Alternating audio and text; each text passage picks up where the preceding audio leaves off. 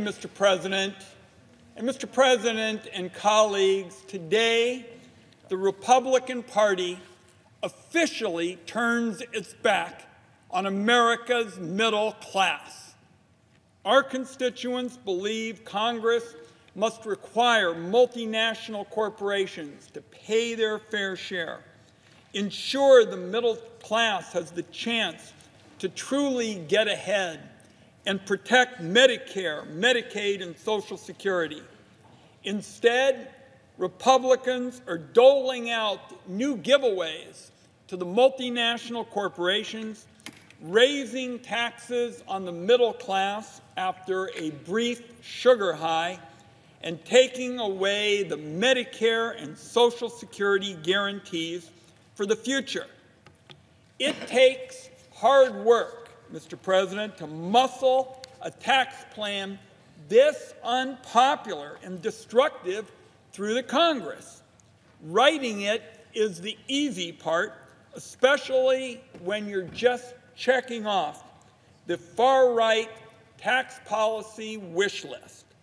Normally, the hard part is sticking to your baseless talking points, ignoring the public outcry, and turning a blind eye to the loads of evidence that your plan is designed to fail. This process has certainly been as far from normal as it can get. Now, the bill comes at an enormous cost and represents a huge missed opportunity. For just some perspective, the $1.5 trillion Republicans plan to borrow for their tax bill would fund the Children's Health Insurance Program for 915 years. Let me repeat that. 950 years of a lifeline for families that are walking on an economic tightrope with CHIP. That's what you could get for the $1.5 trillion Republicans are borrowing to pay for their tax bill. Spent on infrastructure, it would build towering new monuments in the tradition of the Hoover Dam, the Golden Gate Bridge, and the interstate highway system. Aimed permanently at helping the middle class, it would give long-struggling Americans a meaningful chance to get ahead. But this isn't real tax reform or a serious solution to the major policy challenges of our time. This is a stimulus plan for shareholder goodies and executive compensation.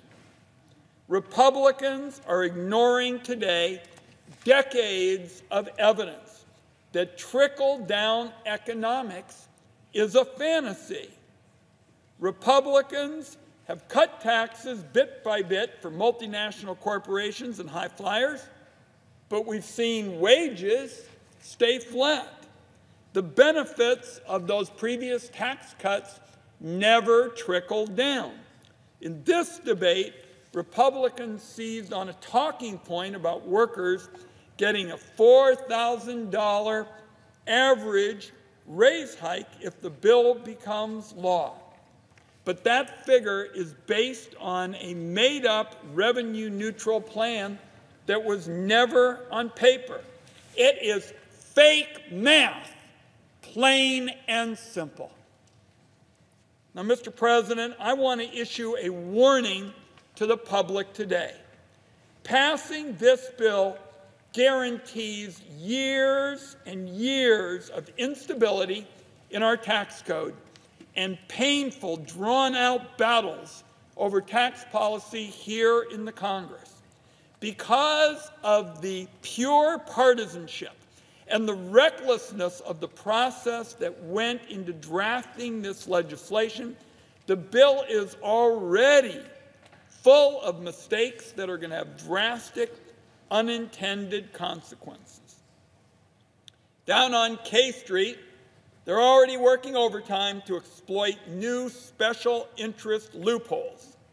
The giant pass-through tax loophole, which has been widely covered in the business pages, is just the beginning. There are going to be big new incentives for multinational corporations to ship jobs overseas, and with that, you get more factory towns and mill towns going dark. Fewer Americans can have the kind of reliable manufacturing jobs that support a family. There's going to be extraordinary new pressures on state and local finances, and that's going to hamper their ability to build new roads and bridges and schools. And there are going to be new and annual fights over the stop-and-go tax policies. Around here, they're called tax extenders, and what they do, again, is ensure a lack of predictability and certainty we need for innovation and growth. All the evidence says that many of the policies in this bill are going to be a nightmare to administer.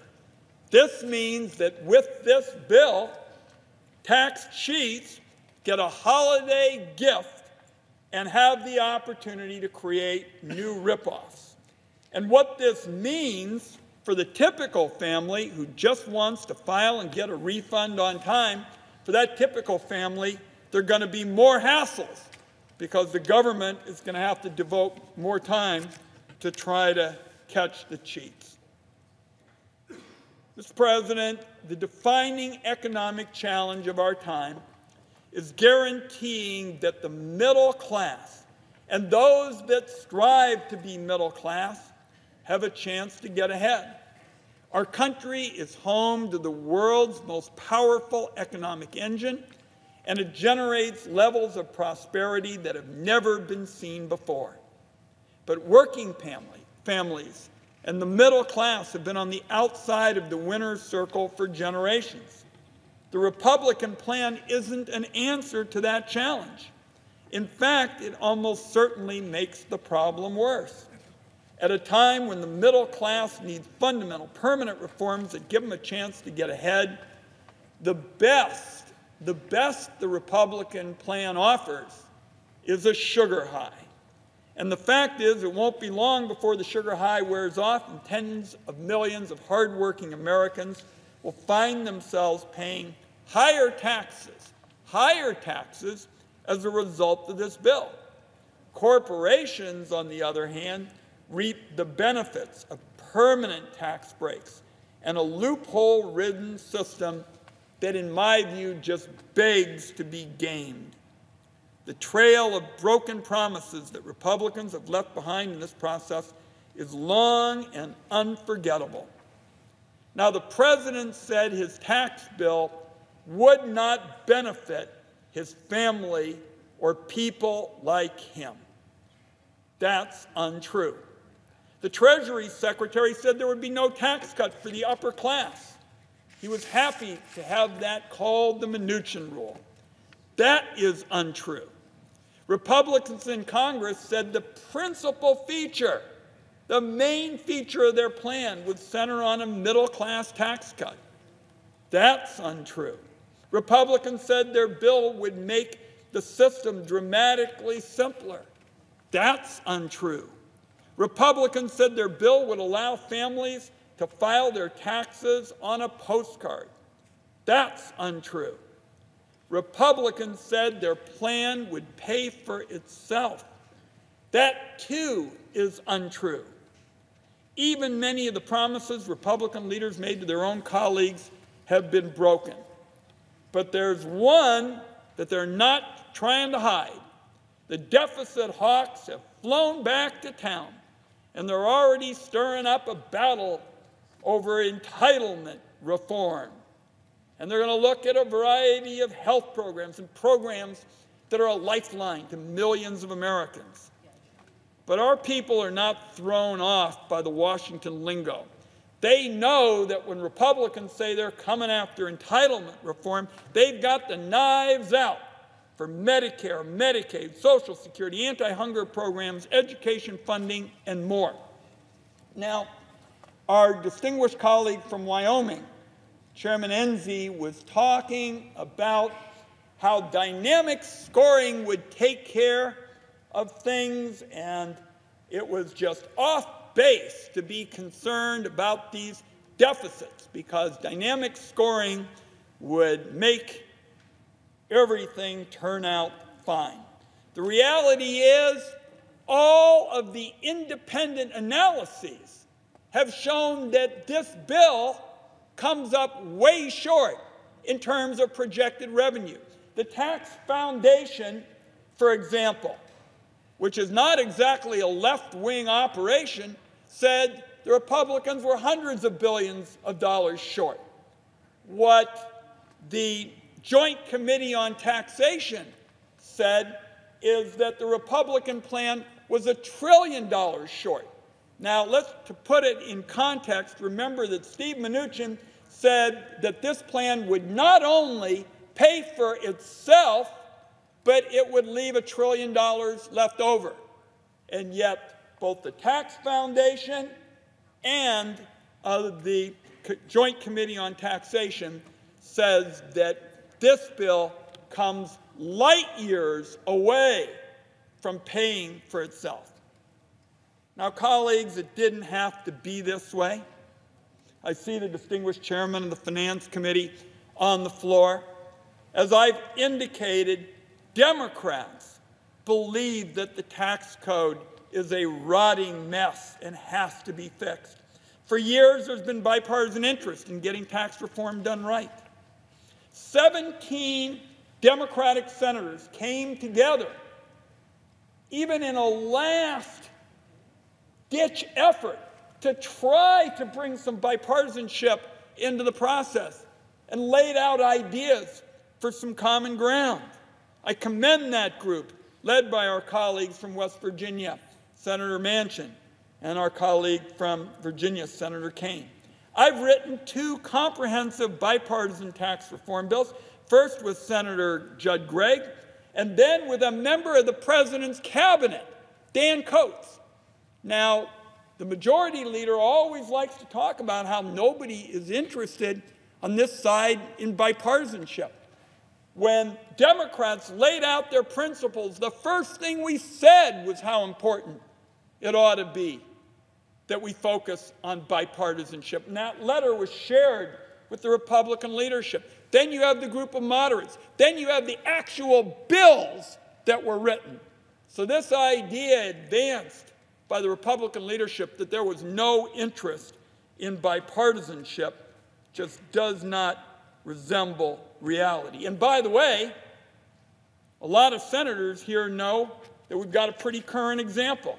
The 2015 tax bill, just a kind of model of what you can do. Both sides had good ideas. Bipartisanship is not about taking each other's dumb ideas.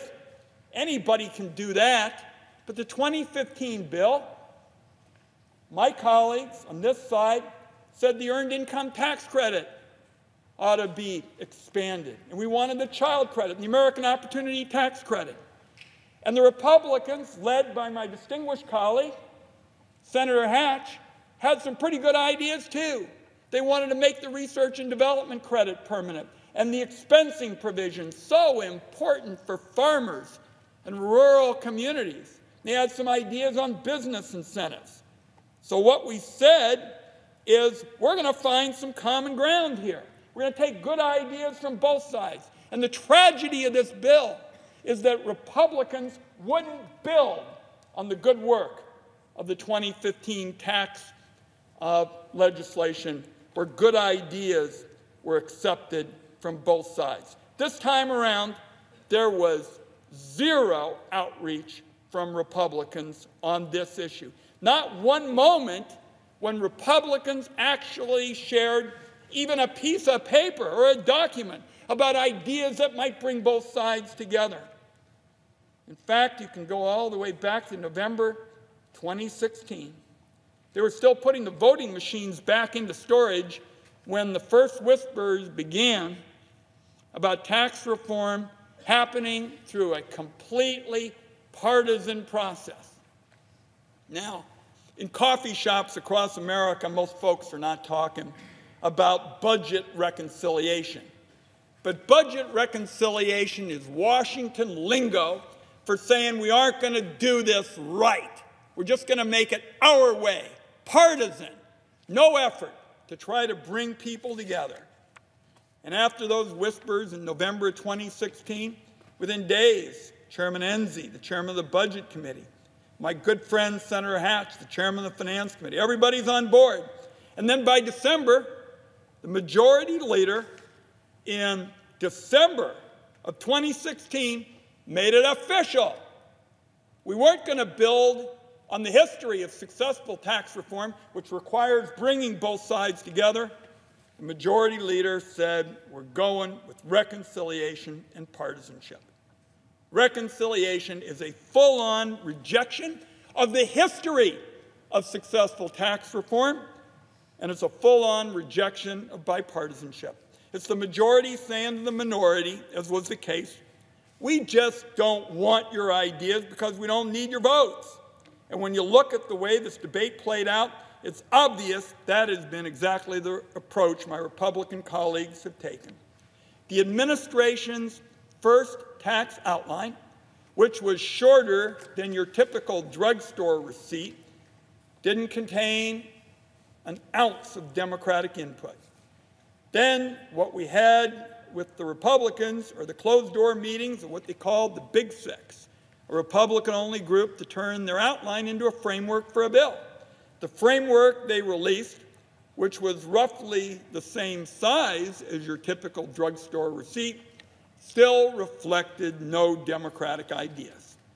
Now, everybody knew that you do it this kind of way, and the public's going to catch on. They're going to see this as a con job, and they're going to catch on that this is going to give the middle class the shaft. So they decided we just got to move at the speed of light. That's what the House did. Here in the Senate, Republicans dropped their plan late at night just before Veterans Day weekend, and the Finance Committee was supposed to start the process of voting on it a few days later.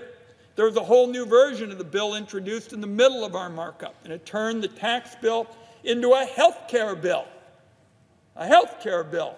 with a fresh attack on the Affordable Care Act.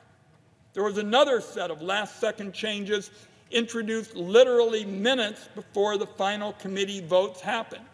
The bill makes $10 trillion in tax policy changes, and there was never a single hearing on the specifics of the legislation. Let me just repeat that, Mr. President. I want the public to know that.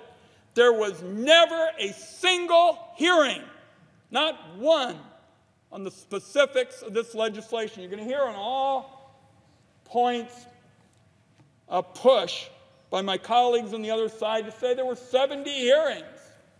Well, sure, there were people who would come in from time to time and talk about issues. There wasn't one hearing, not one, on the specifics of the legislation. On the Senate floor, the Republicans played hide the ball for days until they dropped the final version of their bill late at night on a Friday. 2 full days of debate had already passed, and the final bill was a mystery. I stood here hour after hour asking where the bill was. An economy-transforming bill, a tax hike on tens of millions of middle-class Americans, and yet Republicans kept it hidden till the very last second. When it was revealed to the public, I saw my colleague, Senator Durbin from Illinois, holding it up with illegible notes scrawled in margins. There wasn't anywhere near enough time for any member of the body to read the bill and grasp each of its provisions. Even the conference committee was an exercise in reckless partisanship. News reports said Republicans had agreed on a final bill, but they were empty-handed at the only official conference meeting. So what was going on at this so-called conference meeting? And this was, I guess, a reality show version of a conference committee, is the conferees were supposed to ask questions about out-of-date plans from the other body in the Senate, while the actual final bill was still locked behind closed doors. The chairman didn't allow any motions or any amendments. Just like every other step in the process, this was a sham debate, and now the bill is a few hours away from passage. Mr. President, I close with this. This bill has the power to reshape the American economy in far-reaching and unforeseen ways. It has the power to send families into economic hardship. It has the power to threaten this country's ability to hold these special promises, to uphold these special promises of Medicare, Medicaid, and Social Security. And this bill was written in the shadows, written in the dark. Billions and billions of dollars worth of changes tumbling out at the last second, the result of special interest influence and hushed conversation in back rooms. No public hearings on the specifics of this legislation. And people wonder why the American people oppose it. Republicans have chosen to ignore them, chosen to ignore them. What's happening is undemocratic, it is wrong, and I'm here to say this vote will not be forgotten. Mr. President, I yield the floor. President. Senator from Utah is recognized. Mr. President,